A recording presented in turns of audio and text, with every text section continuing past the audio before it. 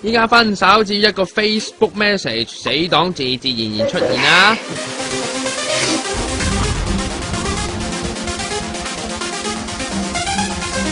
見過呢個 app 未啊？嗱，叫做 Facebook Paper， 係尋日上架嘅，好似一本 Flipboard 加 Facebook app 咁樣，話可以分享人生每一節故事喎。嗱，Mark Zuckerberg 咧，04年創立出 Facebook， 顛覆咗人同人之間嘅交流方式，甚至連當年埃及改革運動啊，都係靠佢咋。眨下眼，今日 Facebook 正正過咗10年啦。如果你依家同人講你唔識得上 Facebook， 就等於同人講你唔識食飯一樣。佢哋每個月活躍嘅用戶有多達12億，更加已經係價值超過1300億嘅上市公司啦。Bloomberg Business Week 雜誌最近就以 Facebook 進入青春期為題，同 Mark 做咗一個小訪問。今年就已經係男人30嘅 Mark 話佢每年咧都會定個新目標嘅。今年之所以有新咧面世，就係因為咧佢都知道唔可以停滯。好簡單啫，美國紐約 eMarketer 咧做咗個調查，發現 Facebook 年輕使用者咧人數不斷下滑，相反30至到50歲嘅用家咧就不斷增多。